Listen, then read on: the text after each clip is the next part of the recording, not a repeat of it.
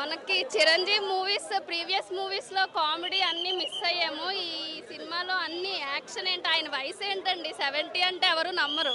ఆ డ్యాన్స్ ఏంటి, ఆ గ్రేస్ ఏంటి, ఆ కామెడీ ఏంటి, ఆ ఎక్స్ప్రెషన్స్ ఏంటి, సినిమా మాత్రం అదిరిపోయిందండి. సంక్రాంతి విన్నర్ అయితే మెగాస్టార్ చిరంజీవి గారే. డ్యాన్స్ అయితే ఇరగదీశారు ఆయన.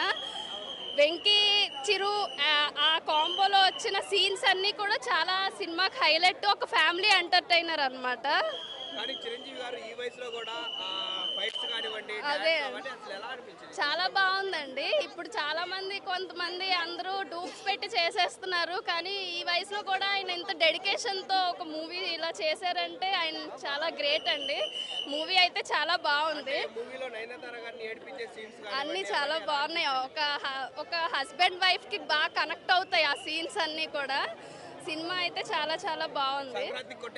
బాగా అనిల్ రావిపూడి గారు సంక్రాంతికి వస్తారు, హిట్ కొడతారు, వెళ్ళిపోతారు ఆయన. అంతే, ఇంకా అంతే. ఫ్యామిలీ ఆడియన్స్ పల్స్ తెలిసింది ఆయనకి. నెగిటివ్ గా ట్రోల్ చేసే వాళ్ళు ఏ సినిమాకైనా చేస్తారండి. సినిమా ఎంజాయ్ చేసే వాళ్ళు ఇలాంటి సినిమాకి అన్ని ఎంకరేజ్ చేస్తారు. సో మూవీ అంతా చాలా చాలా బాగుంది. Thank you. ఎలా అనిపించింది మూవీ? చాలా బాగుంది. ఫస్ట్ నుంచి లాస్ట్ వరకు పెదవుల మీద చిరునవ్వు తప్ప ఇంకేం లేదు. సంక్రాంతి అంటే ఇక్కడే కనిపిస్తుంది. మొత్తం 3 రోజుల పండగ ఒక 3 గంటల్లో చూపించేశారు. అది వెంకీ గారు రావడం ఇంకా సంతోషం. పండగ డబల్ ధమాకా అయిపోయింది.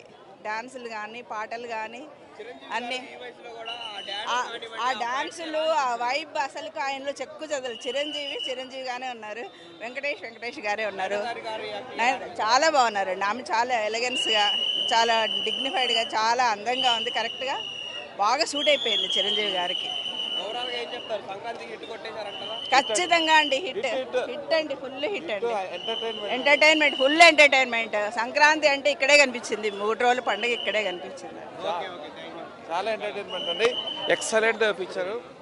అనిల్ రావుపూడి గారు అసలు ఆయననే చూసినట్టే అనిపించింది. అంటే అనిల్ రావుపూడి యొక్క యాక్షన్స్ అన్నీ కూడా చిరంజీవిలో కనిపించాయి, ఈ వెంకీలో కనిపించాయి. అంటే అసలు అద్భుతమైనటువంటి కామెడీ అండి ఇది. ఇంతవరకు చాలా చూసాం కానీ ఈ కామెడీ డబల్ కామెడీ అద్భుతం.